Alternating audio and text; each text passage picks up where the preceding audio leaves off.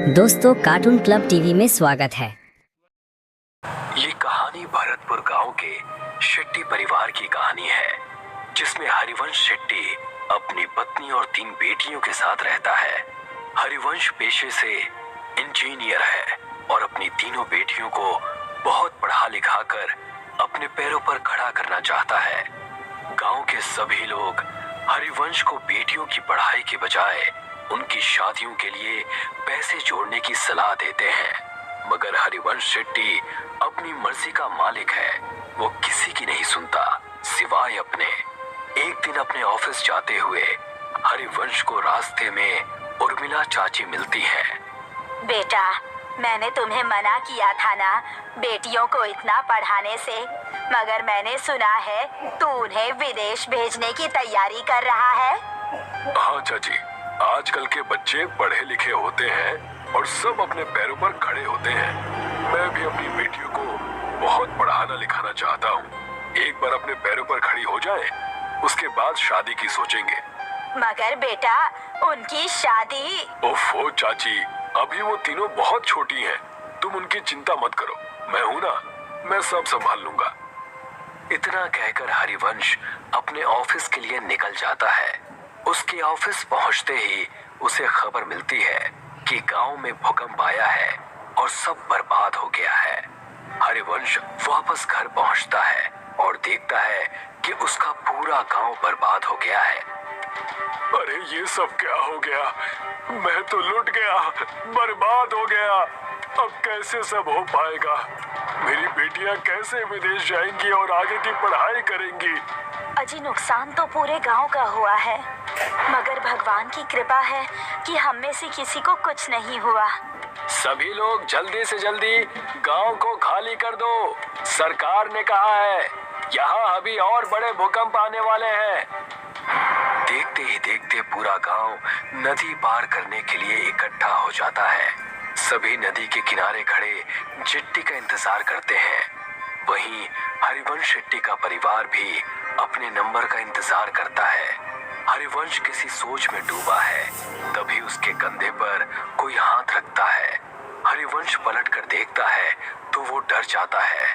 खून से लथपथ एक आदमी उससे कहता है, बहुत लंबा इंतजार करवाया है तूने, आखिरकार तू हमारी पकड़ में आ ही गया। हरिवंश उस आदमी को देखकर डर जाता है। वो आसपास देखता है, सभी लोग नॉर्मल हैं। ऐसा लगता है जैसे हरिवंश के अलावा किसी और को वो आदमी नजर ही नहीं आ रहा। कौन हो तुम और मेरा इंतजार क्यों कर रहे थे? आत्मा कुछ कहती कि तभी हरिवंश की सबसे छोटी बेटी उससे कहती है, पापा, हम कब से यहाँ इंतजार कर रहे हैं। सबका नंबर आ रहा है, मगर हमारा बोट में नंबर ही नहीं आ रहा। अब तो मुझे बहुत जोर से भूख भी लग रही है। क्या दिन देखने पड़ रहे हैं ना इंजीनियर। जब अपनों के साथ कुछ बुरा होता है ना, तो हमें कहीं चैन नहीं मिलता। सही कहा ना मैंने? मगर तुम हो कौन और मुझसे क्या चाहते हो? तभी हरिवंश की नजर नदी के बीचों बीच चल रही नाव पर पड़ती है, जहां से बहुत चीखों की आवाजें आ रही हैं। नाव नदी के बीच हिचकोले खाने लगती है।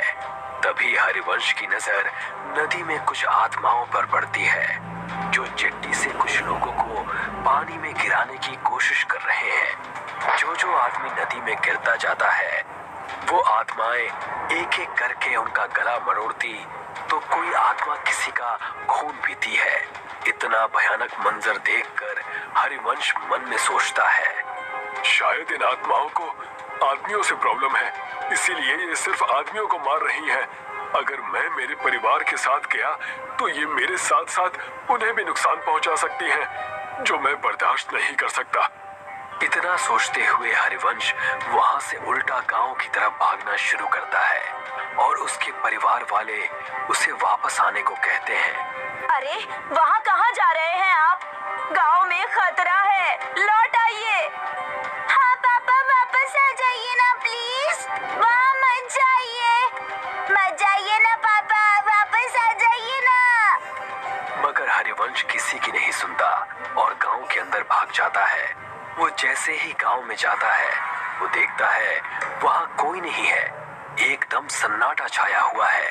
हरिवंश अपने उजड़े हुए गांव को चारों तरफ से देखता है। तभी उसे एक आत्मा उसकी ओर दौड़ती हुई नजर आती है। हरिवंश अपनी जान बचाकर वहां से भागता है। भागते भागते थक जाने के बाद हरिवंश एक सरकारी स्कूल की बिल्डिंग के बाहर बैठ जाता है। वहां भी उसे सब उजड़ा हुआ दिखता है। तभी दो छोटे बच्चों की आत्मा हरिवंश के पास आती है और उससे कहती है, अंकल, हम तो मासूम से बच्चे थे ना, आपने हमें क्यों मार दिया? अब आपका नंबर है। मैं इन बच्चों को क्यों मारूंगा भला? मैं खुद बेटियों का बाप हूँ। हे भगवान, ये सब क्या हो रहा है मेरे साथ? वहाँ मेरा परिवार भी अकेला है। मुझे लगता है इन सबको कोई गलतफहमी हो रही है। हरिवंश ऐसा मन में सोच रहा होता है कि तभी एक भयानक औरत की आत्मा वहाँ आ जाती है और हरिवंश से कहती है, जब अपने परिवार से इतना प्यार करते हो तो दूसरों के बारे में कभी क्यों नहीं सोचते? अब तुम मरोगे और बहुत बुरी मौत मरोगे। हरिवंश ये सब देखता है और फिर इधर उधर भागने लगता है। वो भागते भागते वापस नदी के किनारे आ जाता है, मगर इस बार वो देखता है कि वो जहाँ खड़ा है वहाँ कोई भी नहीं है। तभी वो देखता है एक और चिट्ठी नदी के अंदर जा रही है जिस पर कुछ आत्माएं हमला करती हैं। हरिवंश को ये पहले समझ में नहीं आता। तभी वो देखता है कि गांव की तरफ से दौड़ती हुई आत्माएं हरिवंश के पास आ रही हैं।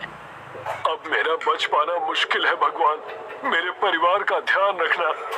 तभी सामने से आती हुई आत्माएं उस पर जैसे हमला करती हैं। हरिवंश का पांव टकराता है और वो गिरते गिरते बचता है। वो अपनी नजर घुमाता है तो वो देखता है कि नदी पर एक पुल बना हुआ है। ऐसा कैसे हो सकता है?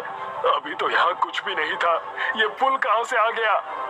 हरिवंश को लगता है कि शायद इस मुश्किल घड़ी में उसे कुछ समझ में नहीं आ रहा है।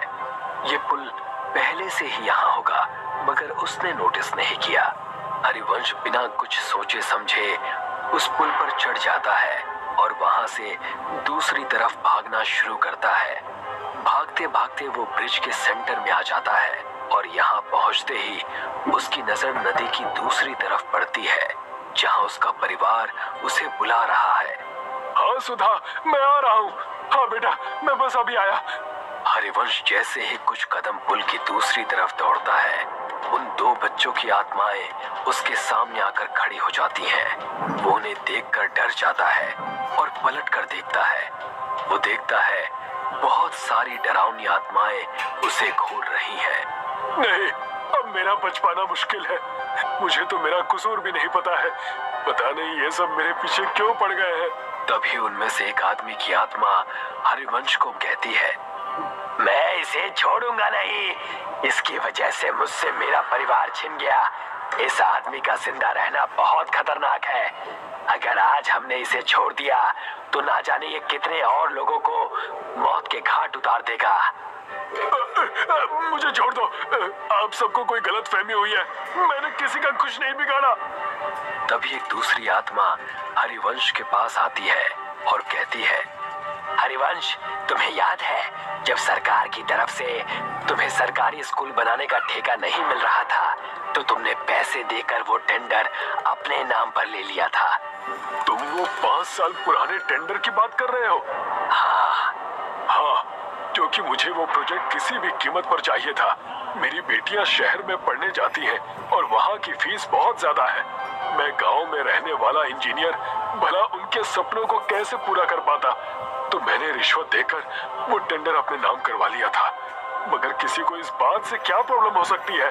हरिवंश के ऐसा कहते ही वो स्कूल के बच्चे उसके सामने आकर कहते हैं, अंकल, अगर आप वो टेंडर नहीं लेते तो आज हम जिंदा होते। इसका क्या मतलब है? इसका सिंपल सा मतलब है अंकल कि आपने बच्चों के भविष्य का ध्यान रखा। मगर गांव में रहने वाले गरीब परिवार के बच्चों का ध्यान नहीं रखा।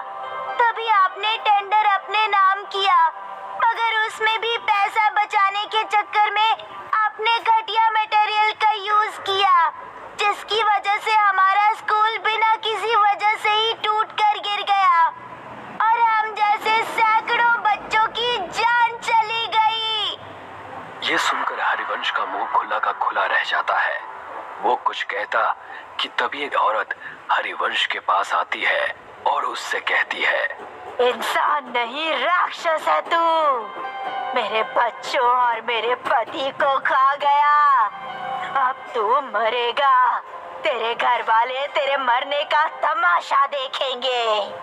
उन आत्माओं की भीड़ में से 2 आदमियों की आत्माएं निकलती हैं और हरिवंश को हवा में उल्टा लटका देती हैं।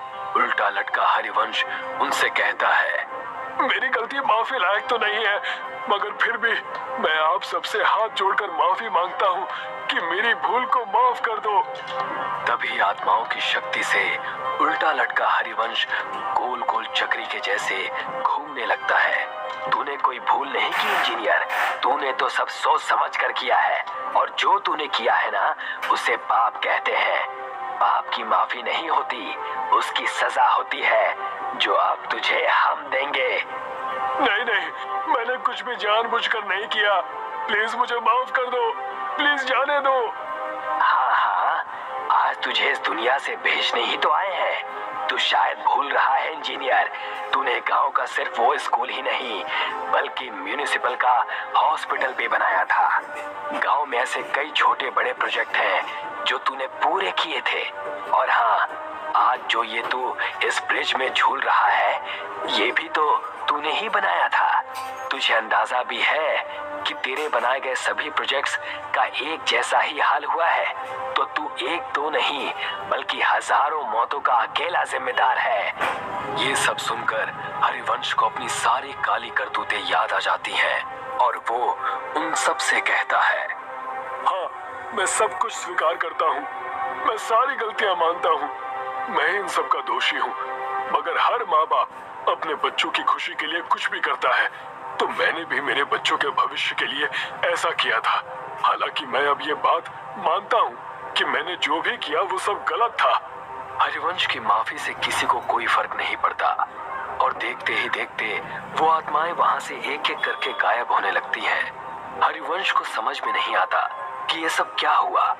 वो हवा में उल्टा लटका हुआ है, उसे पुल पर कोई नहीं दिखता, सब गायब हो जाते हैं। वहां उसके परिवार को चिट्ठी मिल जाती है। वो दूर से ही अपने परिवार को नदी की दूसरी तरफ जाते हुए देखता है। जिस ब्रिज के ऊपर वो उल्टा लटका है वो ब्रिज भी धीरे धीरे गायब हो रहा है।